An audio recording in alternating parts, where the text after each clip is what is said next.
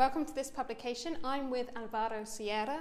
He's a journalist from Colombia and an expert on the peace process there. Welcome. Thank you for joining us. Many thanks for the invitation. Why did Colombia reject a peace treaty with the Farc last October? I believe there was a combination of reasons.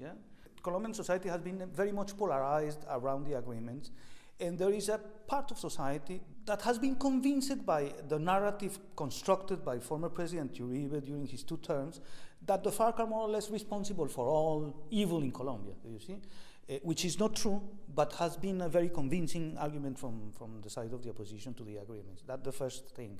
The second is the fact that this is a country where the main impacts of the war since, in the past 8-10 years, have been felt only in rural, marginal areas, far away from cities, down in the jungle or in the mountains, up in the mountains.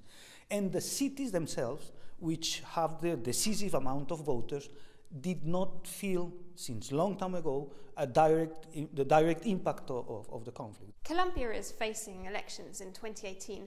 How do you think the results of these elections will affect the success of the peace process there?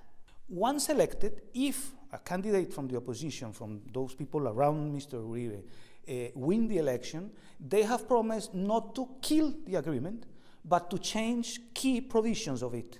And changing some key provisions would make the agreement very difficult to be fulfilled. So the outcome of the election will be, I would say, will be kind of the final plebiscite on the new agreement. What role can the EU and other international institutions play in making the peace process more effective? I believe the EU, the UN, and other governments, countries, or organizations can have a real impact in the way the agreement is implemented. First, from one side, and we have to be careful about that, from the point of view of cooperation, money. Peace is not cheap. Peace demands investment. Second, institutions like the European Union have expertise in areas very much needed to a good implementation of the agreement. Either the European Union or other possible contributors to the peace process, external contributors, should understand that the agreement, Colombia has been labeled as a success story. It is still a success story to be confirmed, do you see? If the implementation goes well, then that will be a success story.